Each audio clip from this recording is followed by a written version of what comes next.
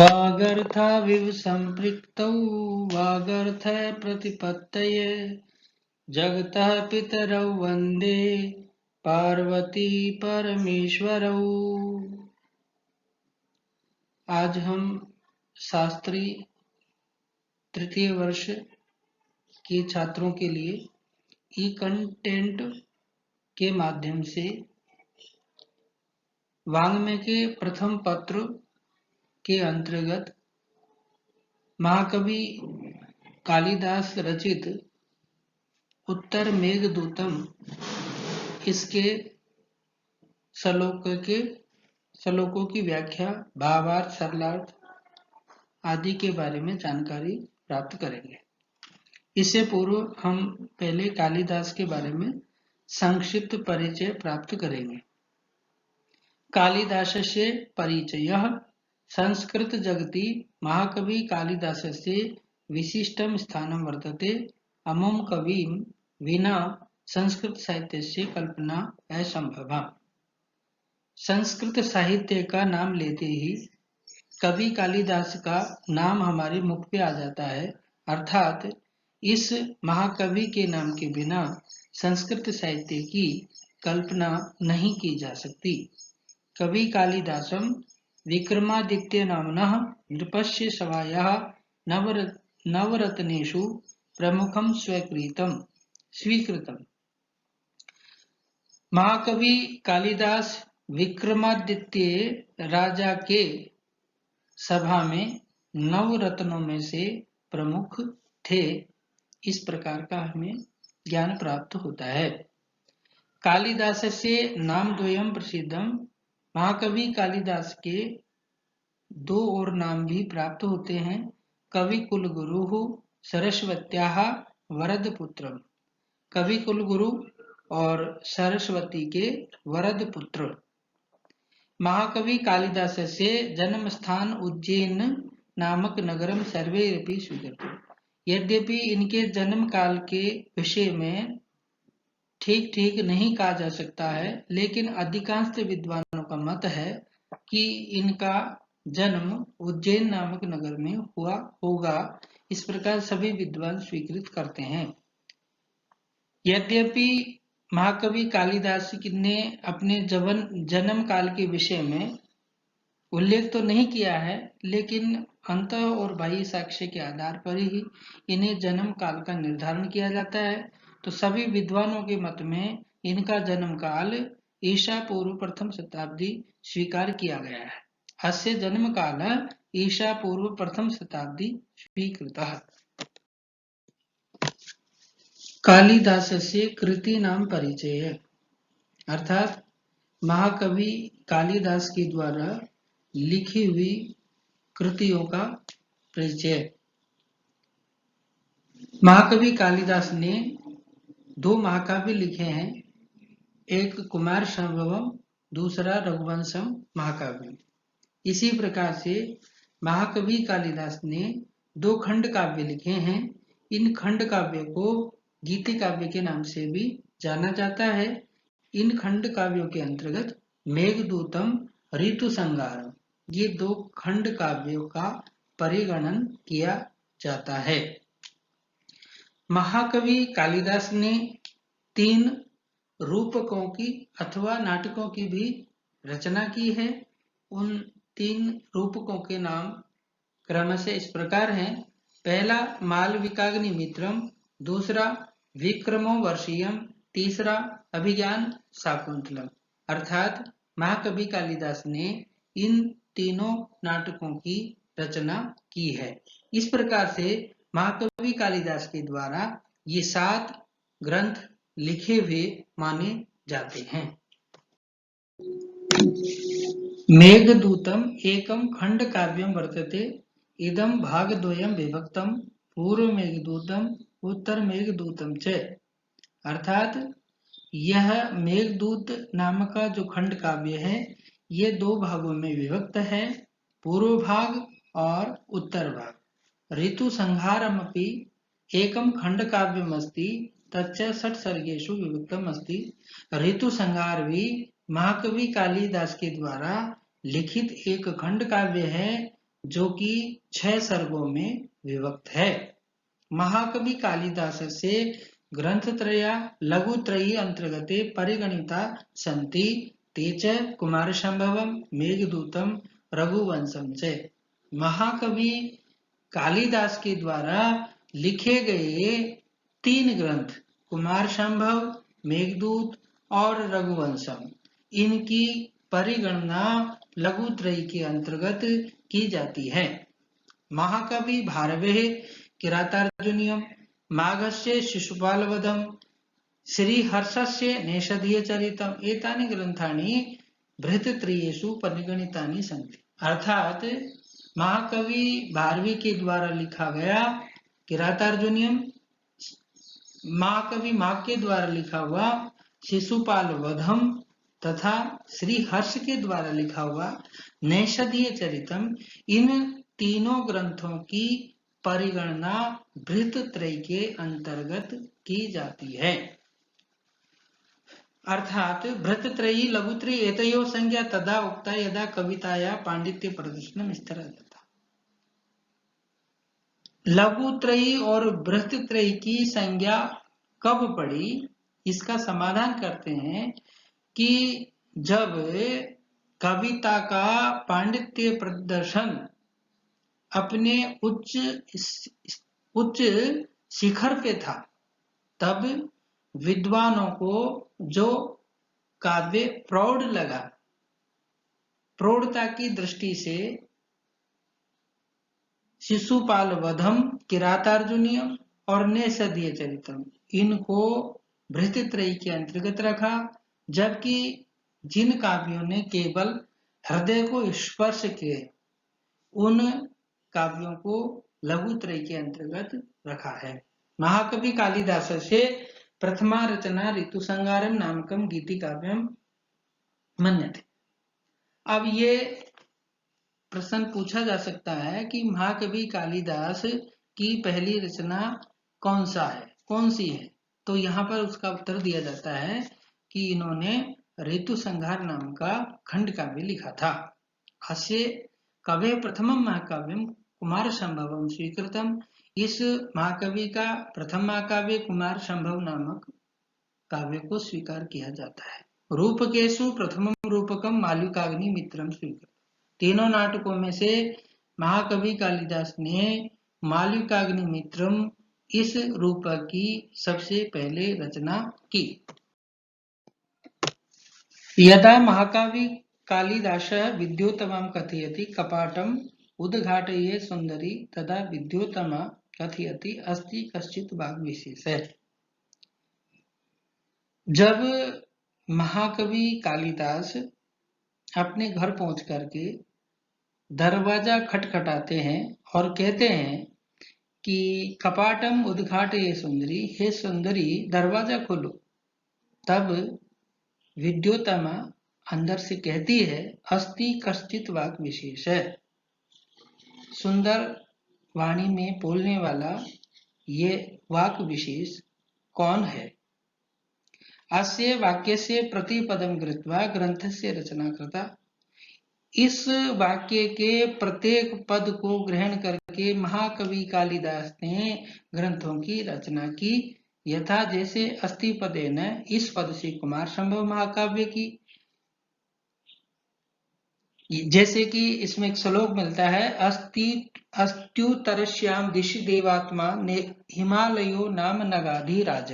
इस प्रकार से ये कुमार संभव के प्रथम सर्ग का पहला श्लोक है। इस प्रकार से अस्ति पद से महाकवि कालिदास ने कुमार संभव नामक महाकाव्य की रचना की। कश्चित् पदेन मेघदूतम खंड काव्यम लिखितम कालिदास ने, कश्चित् पद से महाकवि कालिदास ने मेघदूत नामक का खंड काव्य लिखा है, जैसा कि उस मेघदूत का प्रथम श्लोक है कश्चित् कांता विरह गुरुणा स्वाधिकारात् प्रमत्तः। इसी प्रकार वाक् पदम गृहीत्वा रघुवंश महाकाव्यम रचितम, इस पद को ग्रहण करके इन्होंने रघुवंश महाकाव्य लिखा है, जैसा कि पहले श्लोक में कहा है वागर्थाभिव संपृक्तौ वागर्थ प्रतिपत्ति। सर्वप्रथमं कवि जयदेवेन कालिदासं कवि कुल गुरु इत्यस्य संज्ञा प्रदत्त। सबसे पहले कवि जयदेव ने महाकवि कालिदास को कवि कुल गुरु की संज्ञा दी। अस्मिन् खंड काव्ये कवि कालिदासेन मंदाक्रांता नामक छंद से प्रयोग कृतः। इस मेघदूत नामक खंड काव्य में महाकवि कालिदास ने मंदाक्रांता नामक छंद का प्रयोग किया है। अलकाया नृपः, अलका नगरी का राजा अधिपति कुबेर है। महाकवि कालिदास ने मेघदूतम जो खंड काव्य लिखा है उसकी संक्षेप में हम समीक्षा इस प्रकार से कर सकते हैं कि इस मेघदूतम खंड काव्य में महाकवि कालिदास ने यक्ष यक्षिणी की प्रणय विरह कथा को चित्रित किया है। इसको दो भागों में विभक्त किया है, पूर्व मेघ है और उत्तर मेघ है। पूर्व मेघ में कोई यक्ष अपने स्वामी के कर्तव्य से विमुख होने के कारण 1 साल का श्राप को प्राप्त करता है, इसलिए वह यक्ष रामगिरी आश्रम पर कुछ मास बिताने के बाद आषाढ़ के प्रथम माह में मेघ को देख करके भाव विभल हो जाता है। इस प्रकार से वह मेघ को अपना संदेश पत्नी के समीप पहुंचाने के लिए निवेदन करता है। तो पूर्व मेघदूत में रामगिरी आश्रम से लेकर के अलकापुरी तक का मार्ग का वर्णन किया गया है। जैसे कि यहाँ लिखा हुआ है, अलकापुरी नगरी से लेकर के रामगिरी पर्वत है, आम्रकूट पर्वत है, रेवा नदी है, दशारण देश है, विदिशा है, वेत्रवती है, नीचगिरी पर्वत है, निर्विंध्या नदी है, सिंधु नदी है, अवंती देश है, क्षिप्रा नदी है, महाकाल मंदिर है, देवगिरी पर्वत है, कार्तिकेय मंदिर है, चरमनवती, दसपुर, ब्रह्मावर्त, कुरुक्षेत्र, कनखल प्रदेश, गंगा, हिमालय, क्रौंचरद्र, कैलाश पर्वत, मानसरोवर। इस रास्ते से अलकापुरी पहुंचने के लिए यक्ष मेघ से निवेदन करता है। जब यक्ष अलका नगरी पहुंचेगा तो वहां के भवन कैसे हैं, अलका नगरी का सौंदर्य कैसा है, इसको महाकवि कालिदास ने उत्तर मेघदूतम में विस्तार पूर्वक वर्णन किया है। तो उत्तर मेघदूतम में क्या है, अलका नगरिया सौंदर्य वर्णन, अलका नगरी के सौंदर्य का वर्णन। विद्युत्वन्तं ललितवनिता सेन्द्रचापं सचित्रा संगीताय प्रहतमूर्जा स्निग्धगम्भीरघोषम् अन्तस्तोऽयं मणिमयभुवस्तुङ्गमभ्रमलिहाग्रा प्रासादास्त्वां तुलयितुमलं यत्र तैस्तैर्विशेषैः। इस श्लोक में महाकवि कालिदास यक्ष के मुख से अलका के वैभव विलास संपन्न भवनों का वर्णन कर रहे हैं।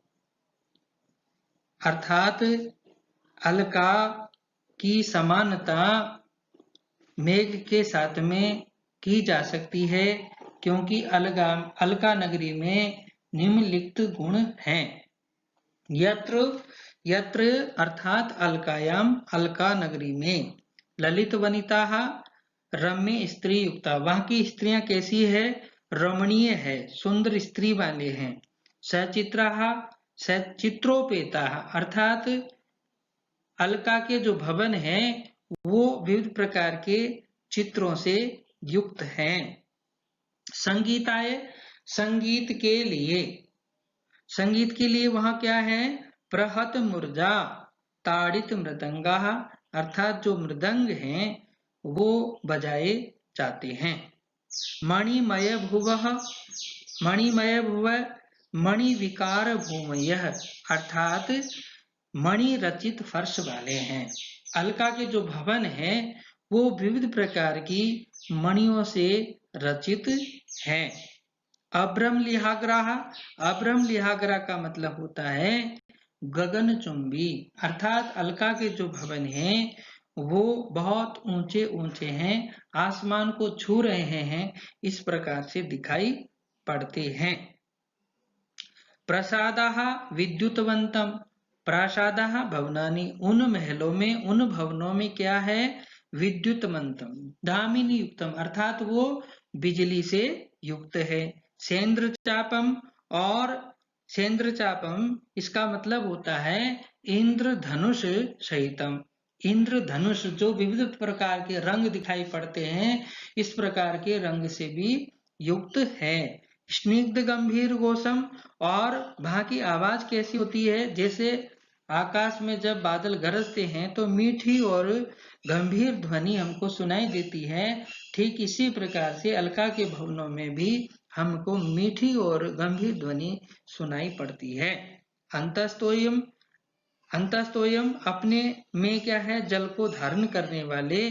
तुंगम यानी उच्चम ऊंचे, त्वाम यानी भवंतम मेघम, हे मेघ आप, तई तई पूर्व कथित विशेष गुणों से युक्त, तुलयतुम तुलना करने के, अलम प्रियता, अर्थात आप इन इन गुणों से आप की तुलना की जा सकती है। संक्षेप में कहने का मतलब ये है कि जैसे यहाँ यक्ष कहते हैं कि आपके पास यदि विद्युत है तो अलका के प्रसादों में मनमोहिनी रमणियां है, तुम्हारे पास सप्तरंगी इंद्रधनुष है तो वहां पर सुरम में विविध वर्ण के चित्रों से सुसज्जित है। यदि तुम्हारे पास स्निग्ध मधुर ध्वनि है, गर्जन है, तो वहां पर क्या है, मृदंग दिन रात बजाए जाते हैं। यदि तुम्हारे अंदर जल है तो वहां मणियों से जड़ित फर्श बने हुए हैं। तुम ऊंचे हो तो वहां के भवन भी गगन चुंबी हैं। इस प्रकार से पूर्वोक्त गुणों से हे मेघ आपकी तुलना की जा सकती है, इसलिए आप मेरा संदेश ले जाने में संकोच नहीं करोगे, अपितु आप गौरवानुभूति महसूस करोगे। इस श्लोक का यही तात्पर्य है। हस्ते लीला कमल मल के बालकुंदानुविदम, नीतालोध्र प्रसव रजसा पांडुता मानने श्री, चूड़ापासे नवकुर्बकम चारुकर्णे शिरीषम, सीमन्ते च त्वदुपगमजं यत्र नीपं वधूनाम्। इस श्लोक में महाकवि कालिदास अलका की जो विलासवती स्त्रियां हैं वो किन किन प्रकार के श्रृंगार सज्जा करती है, किन किन फूलों का प्रयोग करती है, प्रकृति से ग्रहण करती है, उसका यहाँ पर वर्णन किया गया है। यत्र यानी अलकायाम, वधु नाम का मतलब होता है रमीणाम, रमणिया, अलका नगरी की रमणियों के। हस्ते यानी उनके हाथ में, लीला कमलम, अर्थात क्या है, क्रीड़ा के लिए कमल पुष्प को, लीला कमल, लीला जो कमल है उसको धारण किया जाता है। अलके और उनके बालों में, अलके यानी केशवेशे, केशों में, कुंतलेवा बाल कुंदानुविदम, बाल कुंदानुविदम का मतलब होता है नए कुंद पुष्पों के गुम्फन को धारण किया जाता है।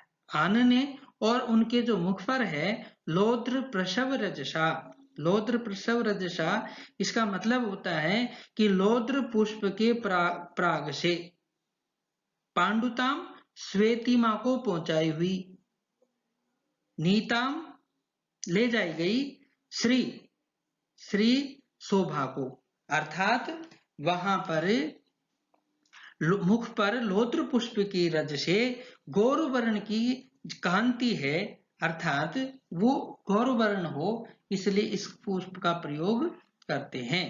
चूड़ा पासे नव कुर्बकम, चूड़ा पासे, चूड़ा पासे का मतलब क्या होता है, केश कलापे, केश कलाप में, जूड़ों में नवकुर्बकम, नवकुर्बकम का मतलब होता है पुष्प विशेषम। ये एक विशेष प्रकार का पुष्प होता है जिसको वहां की रमणियां धारण, चूड़ों में धारण करती है। कर्णे, कानों में। चारु, चारु यानी होता है सुंदरम, सुंदर। शीर्षम, शीर्षम पुष्पम, शीर्ष पुष्पम व शीर्ष के फूल को धारण करती है। सीमंते, सीमंते का मतलब केशवे से, मांग भरने में। त्वदुपगमजम भवतात आगमन, आगमन जन्यम नीपम कदम पुष्पम इति। अर्थात तुम्हारे मांग में तुम्हारे आने से खिलने वाला जो कदम का पुष्प, अर्थात ये जब बारिश होती है कदम का पुष्प तब खिलता है, और उससे, उस फूल के रस से, उसकी उस रस से क्या है, सीमंत यानी मांग वहां की रमणियां भरती है। इस श्लोक से एक बात ये होती है, ये बताया गया है कि अलका में सदैव 6 ऋतुएं समान रहती है। उनके पुष्पों का प्रयोग वहां की रमणियां पृथक पृथक अवयवों के रूप में करती है। इस प्रकार से अलका नगरी की यह विशेषता को बताया है।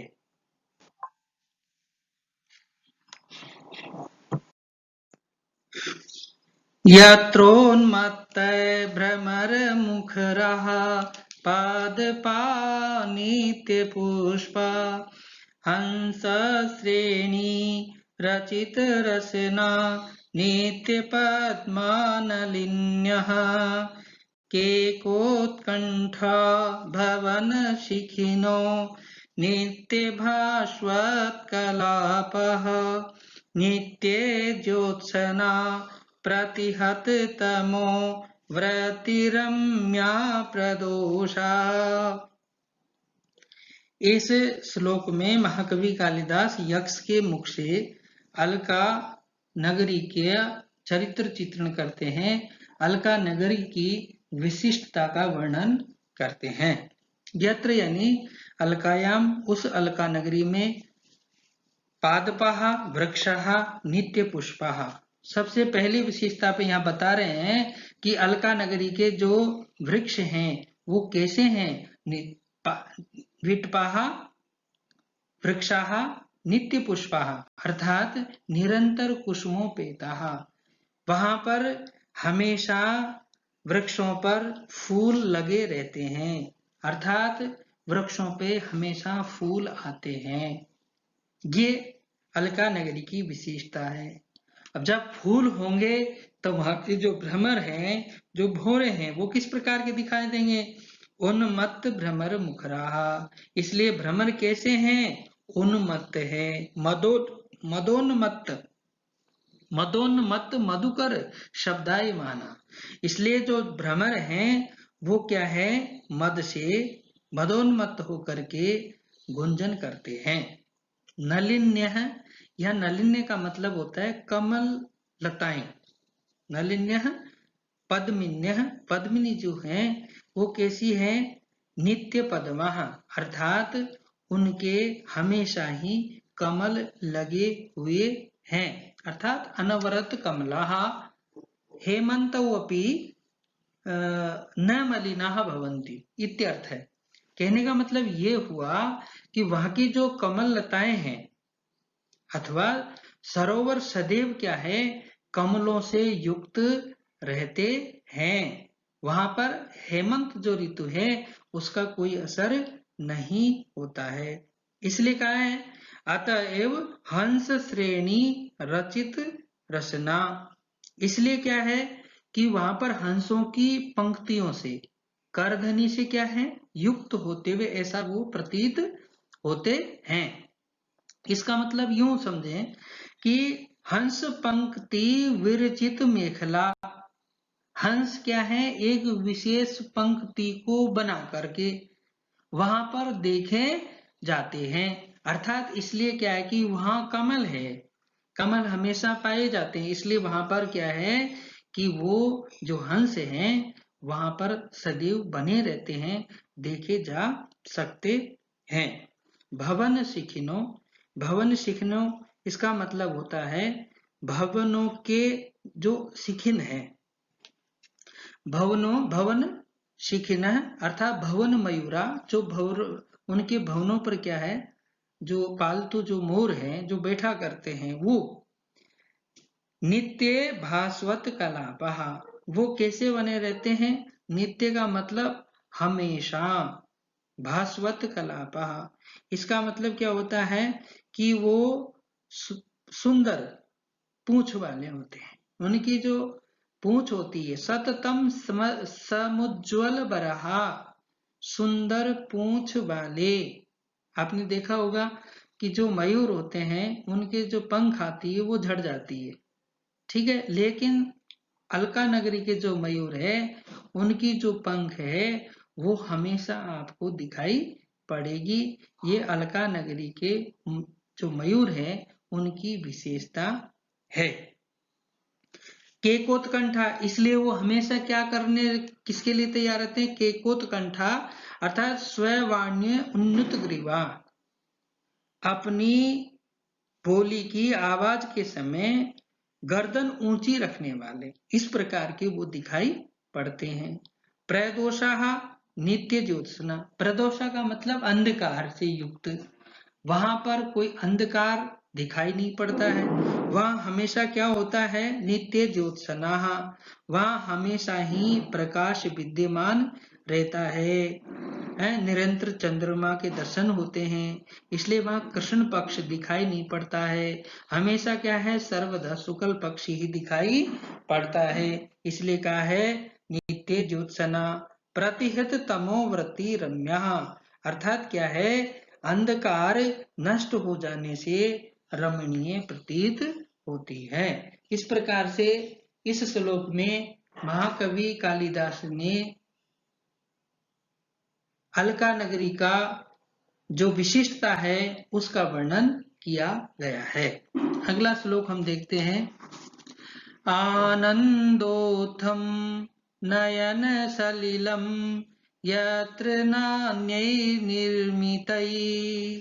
नान्यस्ताप कुसुम सरजा दीष्ट संयोग साध्यात् नाप्यन्यस्मात् प्रणय कलहात् विप्रयोगोपपत्तिः वित्तेषाणां न च खलु वयो यौवनादन्यदस्ति। इस श्लोक में यक्ष अलका नगरी के जो यक्ष जाति है, जो देव विशिष्ट जाति है, उसका वर्णन यहाँ कर रहे हैं। यक्षों के राजा कौन है? कुबेर हैं, जो धन के स्वामी हैं। तो इस श्लोक में अलका नगरी में रहने वाले जो यक्ष जाति विशेष है उसका वर्णन कर रहे हैं। यत्र यानी अलकायाम, उस अलका नगरी में। वित्तेषाणाम, वित्तेषाणाम का मतलब होता है वित्ताधीपानाम, अर्थात वित्तानाम ईशः तेषाम, जो धन के क्या हैं? स्वामी हो। वित्त के जो स्वामी हैं यक्ष हैं, यक्षराज कुबेर, तो धन के स्वामी। आनंदोत्थम नयनम सलीलम, आनंदोत्थम का मतलब क्या है? आनंद के कारण, आनंद से उत्पन्न होने वाले नेत्र के, नयन सलीलम, नेत्र के जो आंसू हैं वो अन्य निमित्त ही नहीं, अर्थात दूसरे कारण से नहीं है। हमारे जीवन में देखो, हमारी आंखों में कई प्रकार से आंसू हो सकते हैं, कई प्रकार के कारणों से आंसू हो सकते हैं, लेकिन अलका नगरी में जब यक्षों की आंखों में यदि आंखों में आंसू हैं तो वो केवल क्या है? आनंद की खुशी के कारण। जब व्यक्ति ज्यादा हंसता है, ज्यादा खुशी होती है, तब भी उसकी आंखों में क्या है? खुशी के आंसू आ जाते हैं। इसलिए वहां यक्ष जाति के लोगों में, उनकी आंखों में केवल खुशी के आंसू देखे जा सकते हैं, इसके अलावा और कोई दूसरा कारण नहीं है, इस प्रकार बताते हैं। इष्ट संयोग साध्यात कुसुम सरजात अन्यतापह न, दूसरा कारण क्या है कि इष्ट संयोगात, इष्ट संयोगात का मतलब होता है प्रियतम समागम साध्यात, प्रियतम समागम अर्थात प्रिय के मिलन से ही जो साध्य हो, जिसको हम चाहते हैं, वही जिससे हम मिलना चाहते हैं वही हमारा इष्ट हो, प्रिय के समागम से हटाने के जो योग्य है, ठीक है। कुसुम सरजात अर्थात कामदेव बाण से है जो संताप उत्पन्न होता है, ठीक है। उस ताप के अलावा और कोई ताप नहीं है। हमारे कोई भी किसी प्रकार का बुखार आ सकता है, इसमें आपको ये बुखार हो गया, लेकिन वहां पर क्या है कि आपने जो प्रियतम है, ठीक है, प्रियतम के मिलन से अगर किसी को अलग कर दें तो उससे उत्पन्न होने वाला जो संताप है, वही संताप वहां यक्ष यक्षिणियों में देखा जाता है। इसके अलावा किसी प्रकार का संताप नहीं देखा जाता है। प्रणय कलहात अन्यस्मात् विप्रयोगोपत्ति न, और दूसरी बात बताता है प्रणय कलहात, प्रेम कलह, झगड़े कई प्रकार के होते हैं, लेकिन उनके जो यक्ष यक्षिणी है उनके बीच में जो कलह, जो झगड़े का कारण होता है वो प्रेम होता है। अर्थात वो प्रेम के निमित्त ही लड़ते हैं, प्रेम में ही कलह हो जाने के कारण क्या है, विप्रयोगोपत्ति, वियोग की प्राप्ति हो जाती है। अन्यस्मात् यानी दूसरे कारणों से नहीं, दूसरे कारणों से नहीं होती है। अंतिम बताते हैं यौवनात् अन्यत वयो नास्ति खलु, अर्थात क्या है, अलका नगरी में यौवनात् का मतलब क्या होता है कि तारुण्यात, तारुण्य युवावस्था के अलावा, अन्यत यानी अपरम, वय यानी अवस्था है, नास्ति यानी न वर्तते, अर्थात अलका नगरी में केवल युवावस्था ही देखी जाती है। इसके अलावा जो शिशु अवस्था, बाल्य अवस्था, वृद्धावस्था, इन तीनों अवस्थाओं का नित्य वहां क्या है, अभाव है। इस प्रकार से यहाँ पर कवि कालिदास ने जो यक्ष यक्षिणी है उनके जो विशिष्टता है उनको यहाँ पर बताया गया है। अब हम अगले श्लोक में 5वें श्लोक से आगे हम उनका सरलार्थ भावार्थ पढ़ेंगे। जयतु भारतम जयतु संस्कृतम।